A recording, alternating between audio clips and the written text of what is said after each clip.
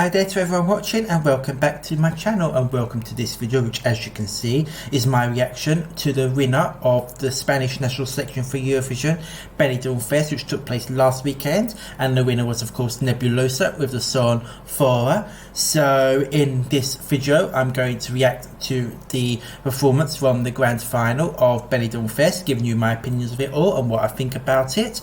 I'm going to also react to a recap video of all 8 performances from the finalists, let you know what I think about them, and did I in the end of the day agree with the results.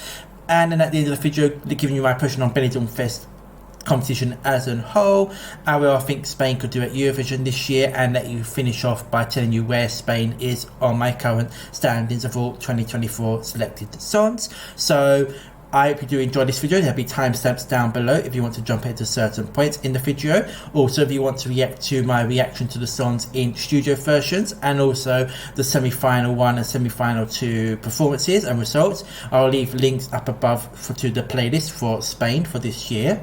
And also please let me know down in your comments down below your thoughts on the selection of Nebulossa for Eurovision, where you're happy, where you wanted someone else to win. Please do let me know. If you like this video, please do consider clicking the like button, as it helps a lot with the algorithm, and thank you for everyone that engages with that. Please consider subscribing and hit the notification bell if you've not already, to be informed when all future video releases from myself are released.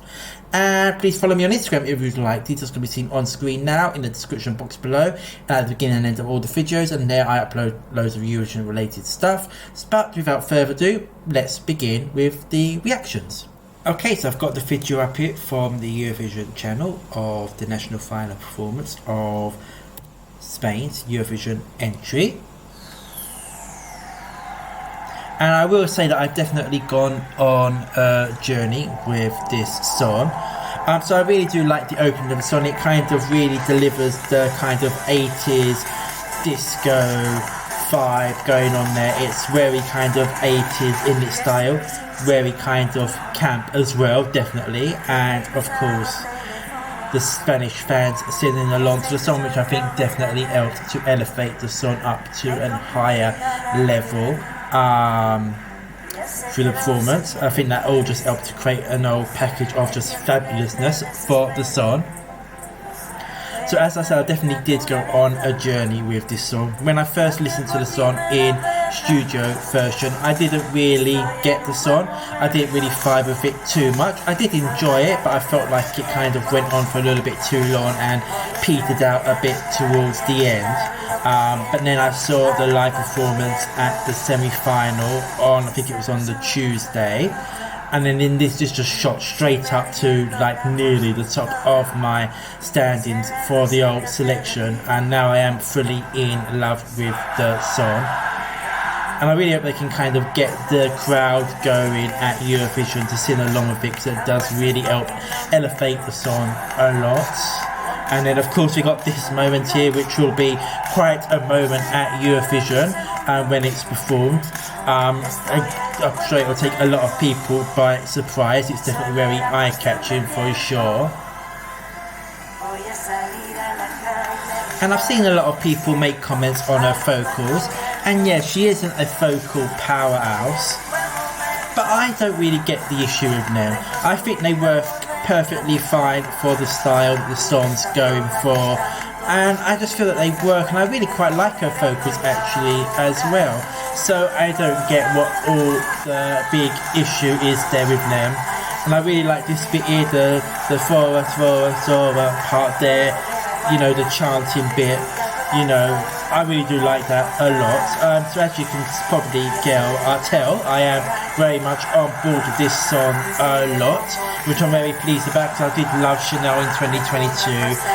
But last year with Blanco wasn't really for me. I appreciated it for its artistry, but yeah, last year wasn't for me. But this year Spain are back to being one of my top favourites, which I'm very pleased about. And I'm hoping that they can kind of bring the staging concept to Eurovision next year.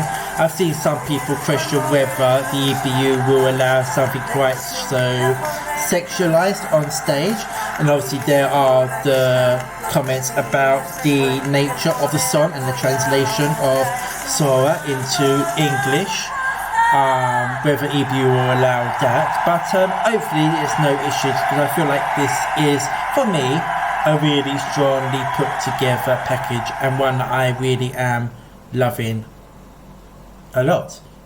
Okay, so before I close up the video and give you my final thoughts, I'm going to react to a recap of all 8 performances from the grand final on Saturday. And they did start off with Maria Pele, and I really do like this song. I really like the flamenco passionate aspects to it. I saw people compare this to Blanca last year, potentially getting a similar result as she did. I feel this is slightly a bit more accessible than that one. I feel like there's a bit more going on vocally in this song and melodically than there was in Aya last year. I think that was very flamenco in its style, whereas I think this has got a little bit more leaning towards the pop vibe. Even I think Carmento from last year, this has got slight elements of that one, so I feel if this was selected, I don't think it would have done actually too bad for Spain. And I really like her passion, and she's got such a great vocal as well, so really did like this one a lot. Then San Pedro, of course, was the big fan, well, one of the fan favourites going into the final. I think this was the one that everyone thought was going to win. There was a lot of fan push for this. In the end, quite surprisingly, it wasn't the one that won. Didn't actually do that well in the televote or the demographic vote either. I feel that perhaps the push for it was a little bit over exaggerated than what it actually was. I always appreciated the song, but it always did kind of feel a little bit background music to me. There wasn't much about it that really stood out, so in the end I'm pleased that it didn't win. If I'm honest, it was my least favourite of the 8 songs in the final, and I think it would have struggled if it went to Eurovision. I saw lots of people compare it to Salvador, but I feel that Salvador and his song add like a certain spark and magic and kind of just something about it. But with this song kind of lacked for me. I don't think San Pedro as a performer was as captivating as Salvador was, and the song just didn't really come to life in the way that Amar Pelas Doa did. But, you know, a lot of people did like it, and it is a pleasant song, but just never one that really grabbed me that much.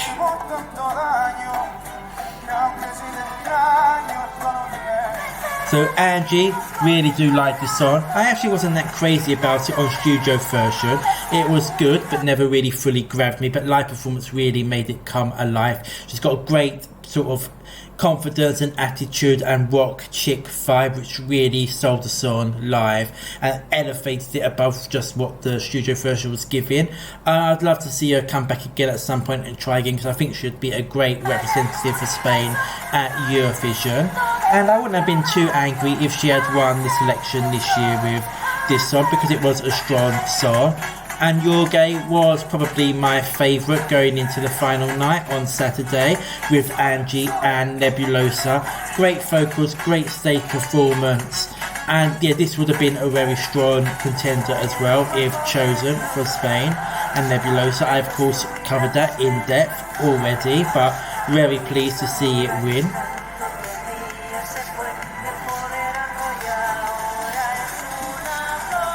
Then we move on to Sofia, who I feel gave a really strong performance in the final. The semi-final didn't quite grab me as much as I was liking it to do, and it did see it drop it down a little bit for me. This probably was up there with Caliente as one of my 2 favourites based on just studio version. It did drop down a bit on the semi-final performance, but came back up again with the final performance, and she really did sell it.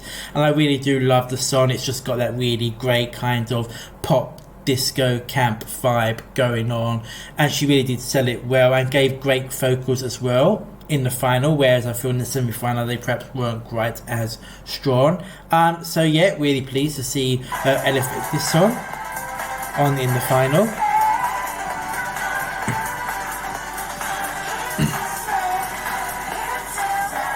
Miss Caffeina, so I understand why this came last, but I was a little disappointed to see it come last with all the sections in the final, because I do actually have a soft spot for this. I really do like it. It's great radio friendly pop song. I think they delivered a good performance too, although I didn't like the fact that he was on top of the box fin and then he had to sing whilst coming down the stairs. I think that made it look a little bit clunky. I would have preferred if we could have tried to get him down the stairs whilst he wasn't having to sing, but I don't think there's really any part of the song that allowed for that to happen. But overall, I really do like this one a lot, and as I said, sad that it came last, but it was a strong final, so someone has to come last, as they say.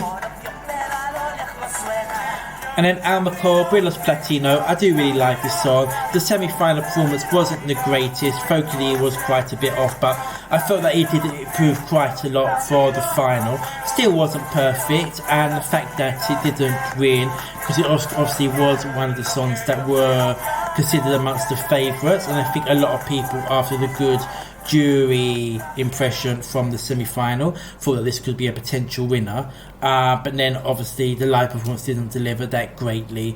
But I do really like the song a lot, and I do like the visuals that was going on during the live performance. I think they were very well done indeed, and yeah, overall it was a good song, good strong song to cap off what was a good national selection for Spain. And there we go. So yeah, that's my reaction to Spain, BenidormFest and Nebulossa going to Eurovision for them. So overall, really happy with those results. After a slightly disappointing result in Norway, this really did cheer me up to get Nebulossa come through at the end, beating out San Pedro. As I said, nothing against San Pedro, but the song just wasn't quite strong enough for me, and I never really got the hype with that one. And it's always good when we get surprises in national selections as well, so for Nebulossa to pull off the win when I don't feel there was really that fancied prior to the live performances was really great to see. Overall, I thought BenidormFest was quite a strong selection this year. There were quite a few songs there that I did quite like a lot. There were a few songs there as well that didn't really appeal to me too much. But you know, that happens in most national selections. I am hoping for next year that the voting format will be looked into, because I do feel it has to be done.